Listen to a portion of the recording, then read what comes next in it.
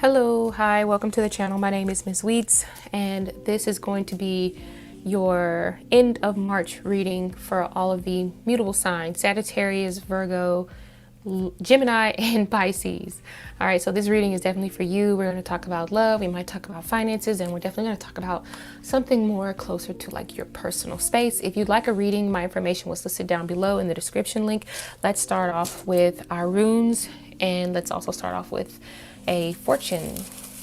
All right, a fortune for all of the mutable signs fortune. Here we found one. Okay, what does that say? Self-confidence is just enthusiasm at work. Be confident in yourself. If you want to wear that dress, wear that dress. If you believe that you are worth creating something that is, worthy of having a raise or making people pay more, make them pay more. Don't doubt your work. Okay. I even struggle with this myself, like all the time. So I feel like that message was for me, since I'm a Sagittarius moon. Okay. And let's pick a few runes. Let's kind of mix them up, stir up these runes a little bit. And let's find out what's in store for all mutable signs during the end of March. End of March, mutable signs. Ooh. Focuses on you for the end of March. Okay, there may be a little bit of confusion, but I do feel like you're kind of going with the wind a little bit here. A lot of you are like really thinking about how you're going to get something done, or like people are talking about what it is that you expect to get done, or they're asking you a lot of questions, which is kind of making you worry about a lot of things. Okay, I am sensing some romance for you, and this may be new romance here because we have the rune of rings, or the rune of connections and relationships. I'm feeling like there's a threesome here as well, but for some of you it doesn't always necessarily have to be a threesome. This can be something that's like interlocked. Also, I feel like there could be some sort of contract or an agreement here. Maybe you and a person or a partner has come to some sort of agreement where you guys feel a lot more connected than what you were in the past.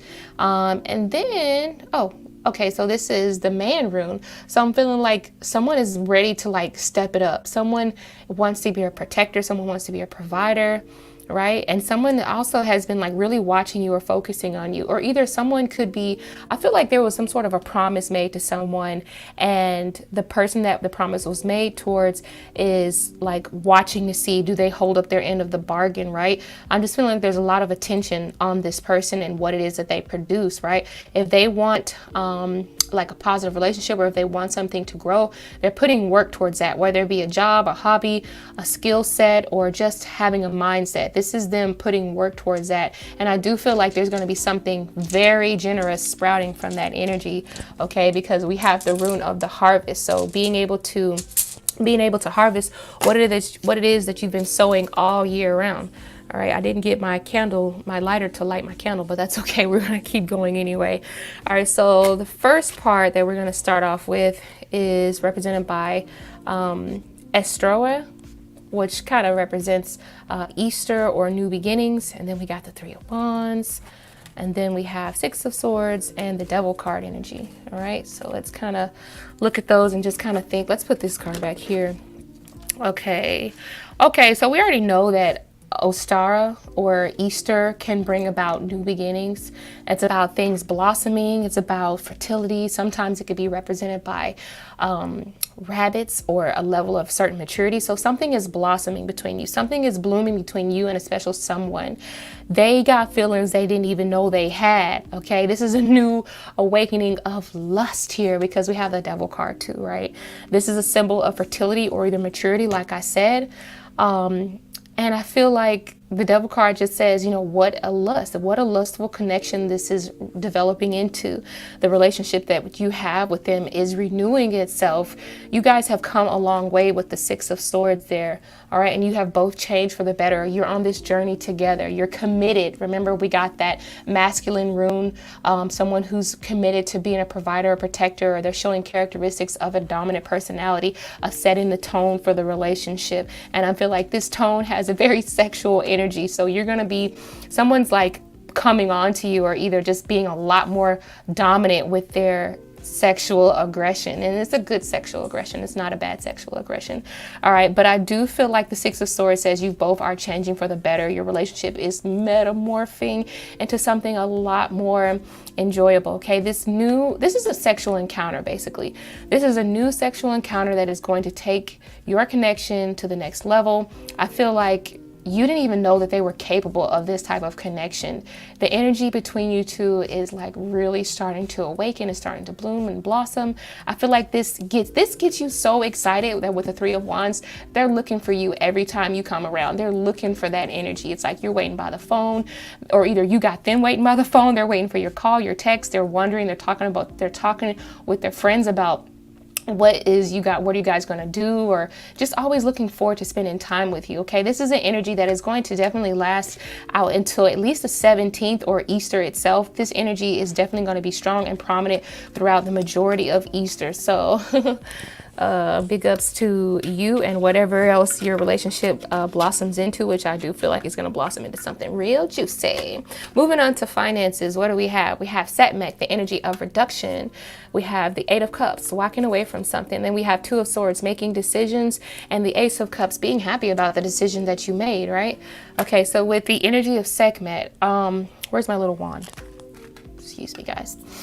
Okay, so with the energy of Sekhmet, this is about having moderation, being able to monitor something. So with finances, with this being a financial reading, Sekhmet is asking you to reduce or either monitor what you spend or monitor your savings this week. It could be the fact that you need to be watching what you're spending, or watch your savings account literally, or either watch your purse, your bank account. Somebody or something could be trying to cause confusion. So you might want to be sure that you know exactly where all of your finances are going, because I'm feeling like there's a little trickery, because in the story of Sekhmet, of course, she was tricked into, she thought she was drinking blood, and in fact, she was drinking wine. There's a whole story behind this, but I'm just feeling like someone may be trying to confuse you. So watch your income. That's the first thing. That's the first message that I just get.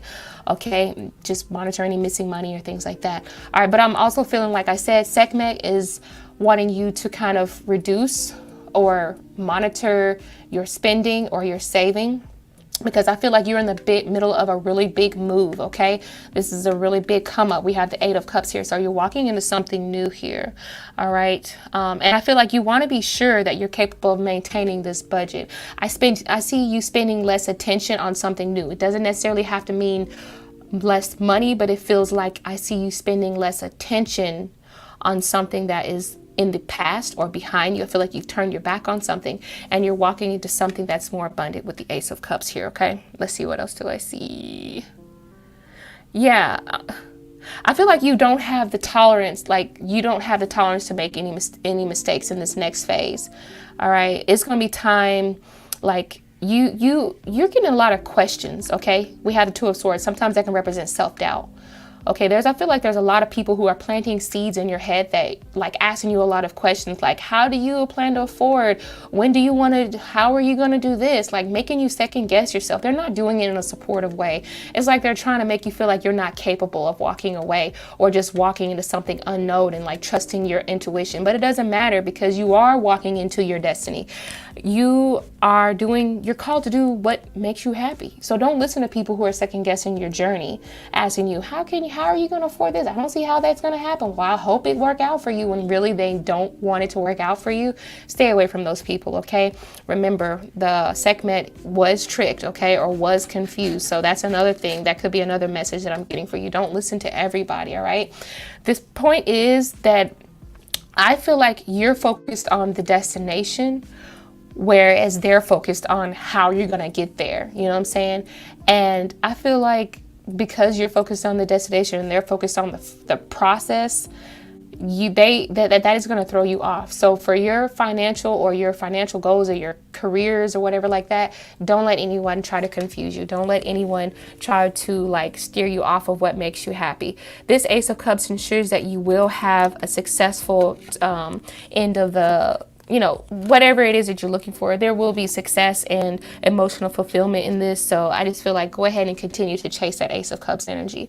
Now let's move on to just things about your personal space. Okay, we have the keyword being Vulcan, who is an inventor. He can invent or create any tool and design it even better 1,000 times over. Then we have the Empress card, 10 of Wands, 6 of Pentacles here. Put Vulcan back up here on the top. So Vulcan, let me see about your personal space. Oh, okay, this looks like free time. This looks like you creating things in your free time here, okay? We have the keyword being inventiveness. And then we have the Empress, that's about creation itself. And then the 10 of Wands and the 6 of Pentacles. So let me think about this. I feel like this looks like a lot of free time. This feels like something that you're creating in your free time. This feels like something to kind of lighten up your headspace with the 10 of Wands, all right? This feels like a glass of wine and a painting or a sculpture with a glass of wine in your hand after a long day's work. This is something that sort of lightens the load. But because we have Vulcan in here, this makes me feel like this is about mastering a skill. And what is it that you're perfecting? What is it that you're practicing? Because this says that you can make money off of this with your skill, with the 6 of Pentacles. Like, people are willing to pay you for whatever it is that you're sculpting, making, creating, whatever your talent is. People are willing to break bread for this, all right? They're willing to pay for your talent. I feel like some of you could be making tools, or either you're using a lot of like specially developed tools. And I feel like a lot of these tools need or require like fine details or something like that. You could be making like a wooden table. Let me look at this card. You could be making like a wooden table, or you could just be using hammers. But for the most part, a lot of you are making women's dresses, sewing, making wedding dresses. For some reason, I'm getting the sense of like bird cages. Like some of you are building, or either you're buying a bird cage. Yeah, because I have like some sort of a bird cage, or not a bird cage, but like there's a bird up here and he's free, and it feels like you are building something. People are willing to pay you for a bird cage, or either some of you have just purchased a bird cage. That could be very specific information for one person. But like I said, mostly a lot of you are making things for women, or tools for women, or either dresses. I'm also sensing that with the Empress card here, a lot of you are creating toys, or either making things for children, little girls' barrettes, little girls' socks, I don't know, little girls, not socks, but like things for little girls. And it feels like someone is just making something and people are buying this from you. Bird cages, things that deal with wood, and also cloth or clothes is what it feels like. And I'm also feeling like children or toys or things like that is another thing. But it feels like, it feels like whatever that you've been doing creatively or in your free time, I think that you should make money off of this. All right, the 6 of Pentacles and the 10 of Wands said that this money that you're going to make from whatever type of skill or career that you have is going to really be able to help you out and be able to lighten the load. I feel like some of you are going to be transitioning from working for other people to doing what you love a whole lot more often. And that could be because you just have more time on your hands too. To be creative. That's what I'm seeing for you for the month of March. If you guys or the end of March, if you guys like the video, be sure to give it a thumbs up, share the video if you like to, and be sure to come out on Wednesday nights when I do go live. We do have free tarot questions for the first 30 minutes of the show, but you have to be subscribed in order to get the notification. Again, I'll see you guys next time. Bye.